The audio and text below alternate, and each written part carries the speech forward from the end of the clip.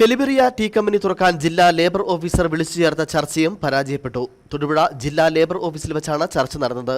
ഉടമയുടെ ധിക്കാരപരമായ നിലപാടാണ് ചർച്ച പരാജയപ്പെടാൻ കാരണമായത്. യാതൊരു അറിയിപ്പുമില്ലാതെ തോട്ടം പൂട്ടിയിട്ട് ഇന്നേക്ക് 8 ദിവസമായി. രണ്ട് കൺവീനർമാരെ അകാരണമായി സസ്പെൻഡ് ചെയ്തതോടെ ഉടലെടുത്ത പ്രശ്നം രൂക്ഷമാവുകയും തോട്ട ഉടമ മുന്നറിയിപ്പില്ലാതെ പൂട്ടുകയുമായിരുന്നു. തുടർന്നാണ് ജില്ലാ ലേബർ ഓഫീസർ ചർച്ചയ്ക്ക് ക്ഷണിച്ചത്. എന്നാൽ ചർച്ചയിൽ ഉടമ തോട്ടം തുറക്കുന്നതിന് വേണ്ട ഒരു അനുകൂല നിലപാട് സ്വീകരിച്ചില്ല. ധിക്കാരപരമായ നിലപാടാണ് സ്വീകരിച്ചത്. തൊഴിലാളികളിൽ നിന്നും പിടിച്ച പണം അടയ്ക്കാൻ ഉടമ തയ്യാറായില്ല. പകരം തൊഴിലാളികൾ പണിക്കിറങ്ങണമെന്ന നിലപാടാണ് ഉടമ സ്വീകരിച്ചത്. ഇതിനെ യൂണിയൻ നേതാക്കൾ എതിർത്തു. ജില്ലാ ലേബർ ഓഫീസർ ഉടമയ്ക്ക് അനുകൂലമായ നിലപാടാണ് സ്വീകരിച്ചത്.